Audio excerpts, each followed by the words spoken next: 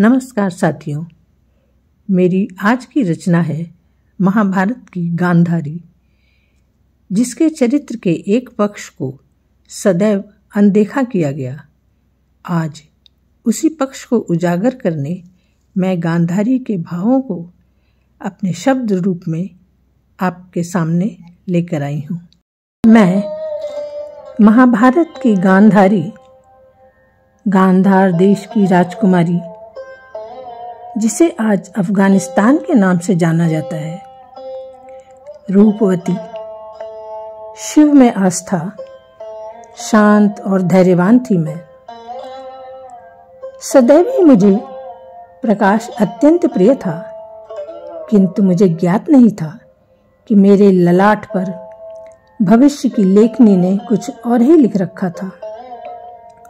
बलवान तात भीष्म ने मेरे दुर्बल पिता गांधार नरेश को विवश किया अंधे धृतराष्ट्र के साथ मेरे विवाह के लिए।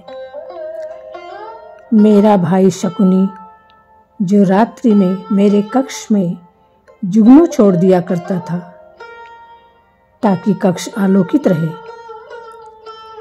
वह भी क्रोधित होकर प्रतिशोध की अग्नि में जल उठा और यहीं से आरंभ हुई मेरी यात्रा प्रकाश से अंधकार की ओर। मेरे सामने खुल गया एक आलोक विहीन अंधे तमस युग का सिंह द्वार। मैं भी व्याकुलता और विषाद से भर गई और मैंने विरोध का एक ऐसा पथ चुना जैसा संसार में किसी नारी ने कल्पना भी नहीं की होगी। मैंने अपनी आंखों में पट्टी बांध ली, यह सोचकर कि जिसका पति ही उसका रूप न देख सके, उसके लिए सांसारिक दृष्टि का कोई अर्थ नहीं रहता। मैं भी मां थी। मैंने 9 माह नहीं, अपनी भावी संतानों को 2 वर्षों तक अपनी कोख में रखा। क्या मैं अन्य माताओं के मुंह से अलग थी? कौरवों और पांडवों दोनों पर मेरा स्नेह समान था। मैं अभागी गांधारी, जो केवल ध्वनि और स्पर्श को लेकर अकेली जीती रही, पति के अंधेरे को साझा करती रही, किंतु स्वयं अपनी अंतर्निहित कला वेदना को झेलती एक अंधकूप में जीती रही, जिसकी भित्तियों की रचना हुई थी वात्सल्य विहीन, प्रेम विहीन, कुल विहीन अश्रुओं के मेल से।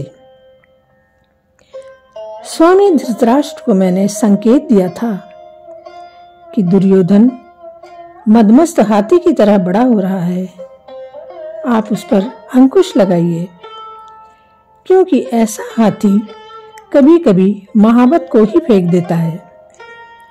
और हुआ भी ऐसा ही, वही अंत का कारण बना। द्रौपदी के चीर हरण के समय मैंने ही तो विरोध के स्वर उठाए थे, पर सभी संबंधों को सभा की चुप्पी ने तार तार कर दिया। और कृष्ण, तुमने मुझ पर ही लांछना लगाई कि मैं स्वयं तो नेत्रहीन बनी, पर अपनी चिंता धारा को क्यों दृष्टिहीन बना दिया? भाई शकुनी को इस चक्र तंत्र से क्यों नहीं रोका? इस प्रकार मैंने ही कौरवों के विध्वंस का प्रथम बीज बोया। कृष्ण, तुमने जैसे द्रौपदी की लाज बचाई थी, उसी प्रकार मेरे वंश को भी तो बचा सकते थे। मेरा पुत्र विकर्ण उस द्यूत सभा में द्रौपदी के पक्ष से ही बोला था, तो फिर उसे भी क्यों नहीं छोड़ा? युद्ध से पहले तुम शांति याचना तो करने आए थे, पर उससे अधिक तुम अपना शक्ति प्रदर्शन ही करने आए थे। महाभारत के युद्ध में मैंने दुर्योधन को कभी विजयी भाव का आशीर्वाद नहीं दिया। मेरे शब्द होते थे, यतो धर्मस्ततो जय, अर्थात जहां धर्म है वहां विजय है। कृष्ण, कुंती की भांति मैं भी तो तुमसे स्नेह करती थी, पर अंत में मैंने तुम्हारे प्रति अपना विश्वास खो दिया और तुम्हें तुम्हारे संपूर्ण कुल के नाश और तुम्हारे वध का श्राप दे दिया। श्राप तो मैंने शकुनी को भी दिया था, जिसने संपूर्ण कुरुवंश को अपने प्रतिशोध की अग्नि में भस्म कर दिया।